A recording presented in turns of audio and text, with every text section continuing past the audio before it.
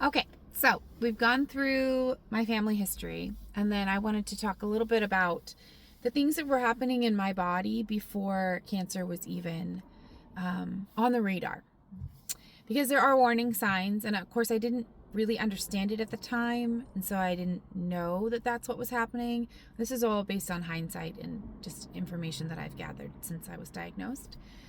I have several autoimmune disorders, so some of these things were sort of masking that it might be something else because a lot of my weird body symptoms are attributed to autoimmune disorders or the fact that maybe a medication is not working correctly or kind of needs to be tweaked or something. So that did make things more complicated, but I have learned through the course of this that a lot of people who have my type of cancer also have my type of autoimmune disorders, and we have very similar stories there.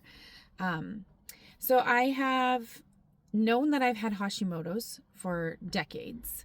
I was undiagnosed for a very long time, so I probably had it beginning in my high school years. Didn't get diagnosed until I was in my 30s. It's always been kind of up and down. Lately, though, since I've stopped having children, it's been fairly well managed with medication. Newer diagnoses are lupus and rheumatoid arthritis. Those are both less than 5 years old. And it's a pretty common understanding that once you have one autoimmune disorder, others will follow because it's all based on inflammation. Too much inflammation in the body is going to cause problems from one kind or another. And cancer feeds on inflammation as well. So it does make sense. A few years before I was diagnosed with cancer, I was having an impossible time of keeping my iron levels where they should be for my body. It was to the point where I was having dizziness all the time. No matter what I did as far as like supplements, dietary changes, my body could not stay within even close to normal areas as far as your red blood cell counts go. I was getting regular infusions of iron, and those things are terrible. If you've ever had to do them, it's awful. I want to avoid that at all cost, but at some point you have no choice but to get those infusions, and if you don't, you're going to be hospitalized, and quite frankly, you could die if you don't treat it. So you kind of have to do what you have to do, whether you want to or not. And it was just a constant battle. I would get it to where it was maybe a little bit better, but I was never feeling great. And I was having all the classic symptoms with the dizziness and the weakness and nosebleeds all over the place. And I was struggling. My body was struggling. And I was constantly trying to chase anything that would get my iron levels to be at their normal space. Because of my family history, I've always been really good about getting my mammograms on time. I generally do them around my mom's birthday. I kind of hear her voice in my head when it's about time to go in, and it's always like, just get it over with, because it's important and you need to know, and anything that is there should be caught early. About a year, a little more than a year before my diagnosis, I was actually called back in for the first time to get an ultrasound in addition to the mammogram. And I remember being so freaked out. I had so much anxiety. I was so worried. Everybody in my life was like, oh, these things happen. It'll probably come back and be nothing. Just go get the test and just make sure that you check that off and you'll feel better afterwards. Of course, I was going to go get the test. I was never not going to go get it. Like, that would be, honestly, my mother would come back and slap me if I did not take care of myself in that way. And I could never do that to my children. I would never intentionally avoid finding out if something was there, because I know firsthand, the faster you catch it, the easier it is on everyone. And the better chance you have of longer survival and just better experience in general. So of course I was going to go to get the test.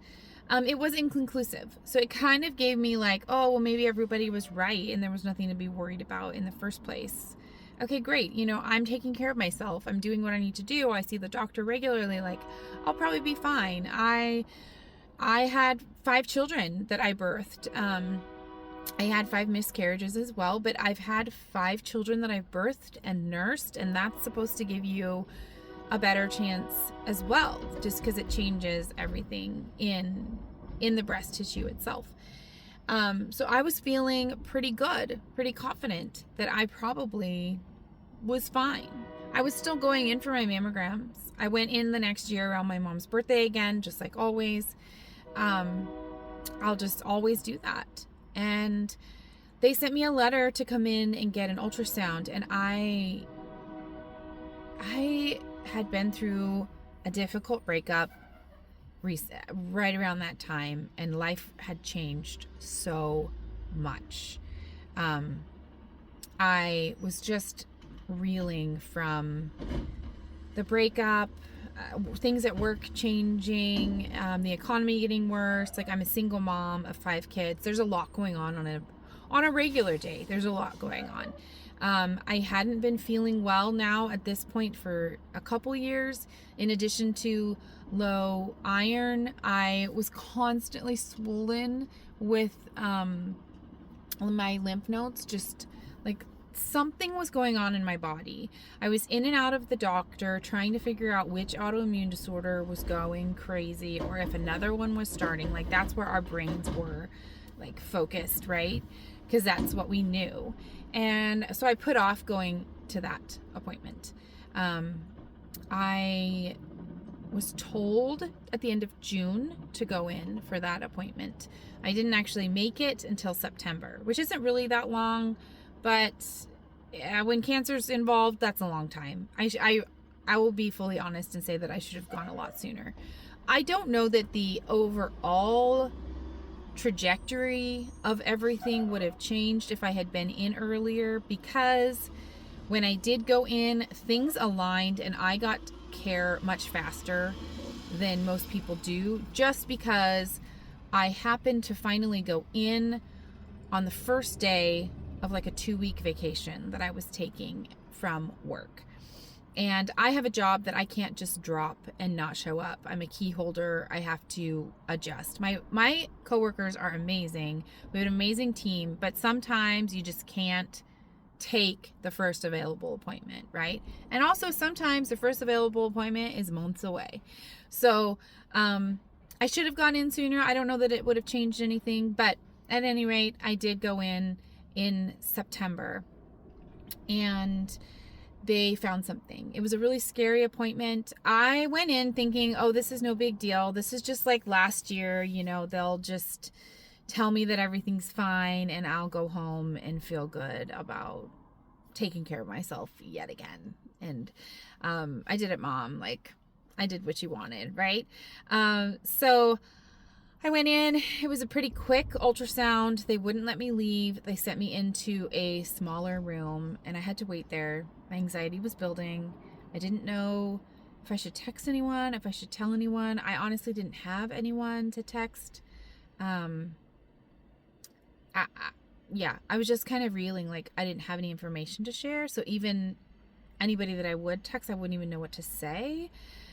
But that was a really scary day. They brought me back in, and they told me that they had found something and that we needed to make some additional appointments for a biopsy and go from there.